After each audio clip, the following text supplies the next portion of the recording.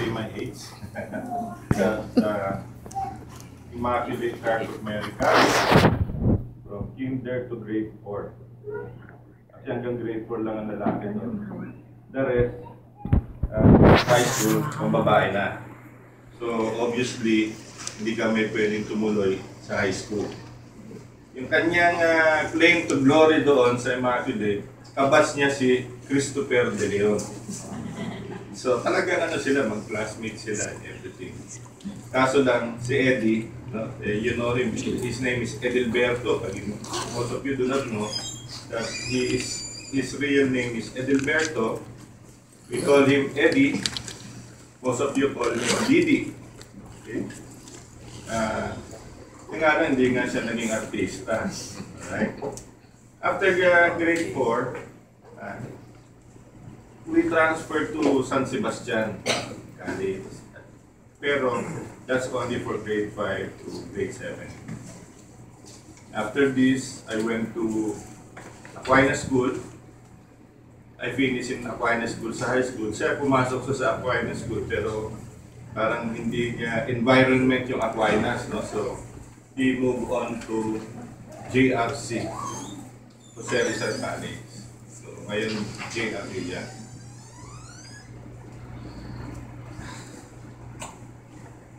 Some of my memories of Eddie, kasi siya was adventurous sa amin.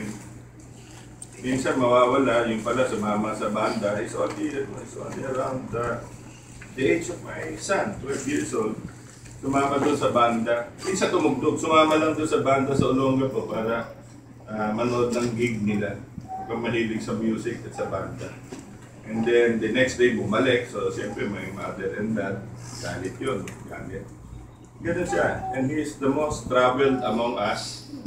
He goes to my cousins, to my uncles, on Michael, Dionisio, and all relatives. So kilala siya. Kilala siya. I was shy, more shy. Siya hindi. So most of you know him. As teenagers, we grew up. We have the same passion, eating. Like all my cousins. So, we used to go to our cousins, kina Brando, kina Mirna. And we always go there kasi once you open the freezer, the best thing about Brando is, what do you want us to cook?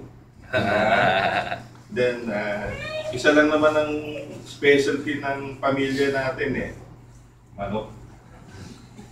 And then some of you will say, bakit matangkad kayo?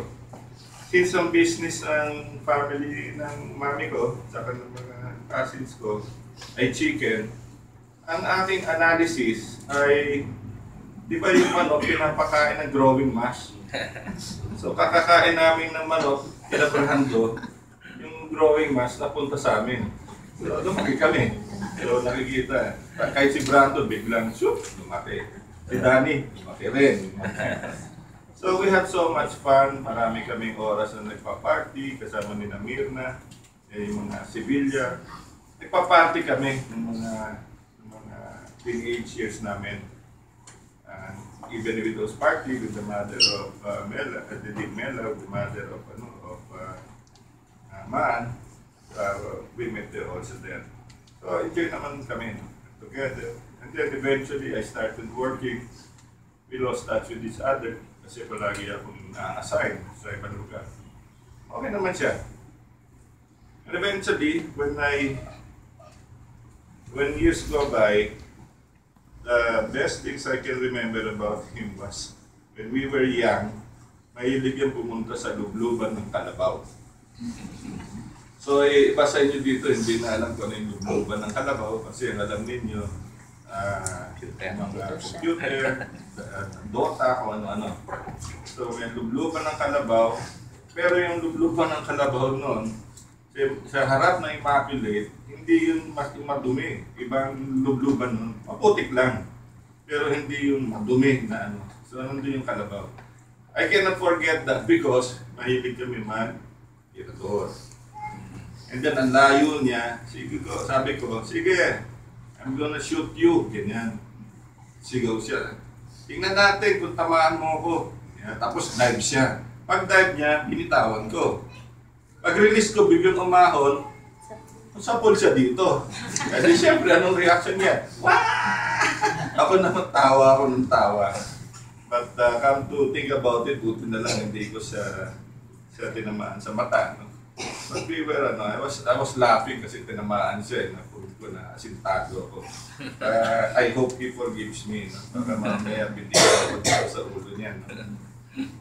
And also, as time goes on, the only thing I can remember about wherever he went, in his wallet, he has the picture of his daughter.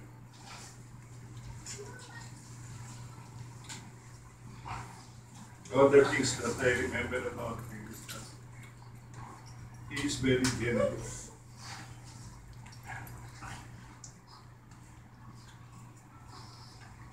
Very generous. Imagine one time my wife came in with a box of coffee. Ang una niya naisip, sabi niya, tama-tama, ay namatay dun sa amin, ibibigay ko to. Bibigyan siya ng pagkain. Ang barangay, maraming ano, pampasko. Iikunin niya para ibigay niya sa kapatid niya. And then, once we are together, if he visits our place, no? He always talks about our cousins. Kayo, Brando, Mirna, Antisemic, ano nangyari. Nag-uusapan namin yan. Siya palagi thinking. Siya palagi text na text sa inyo. Then, another thing when he started already his dialysis. Almost, ano na yan, 2 years pa. 2 years na actually, dialysis niya. So usually at twice a week yan. Twice a week yan.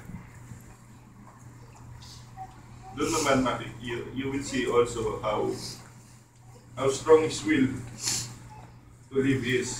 Mag-isa siya, niikot siya, buti na lang, nakakuha siya ng yellow card.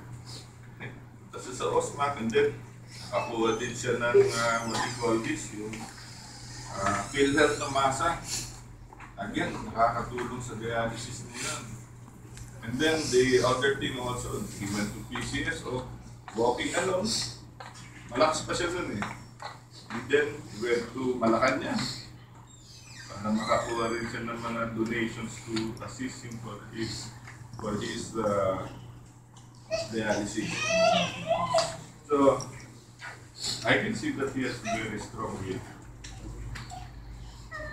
That is good also because in the past few years, we shared a lot of times together with our family and with his family, especially in the past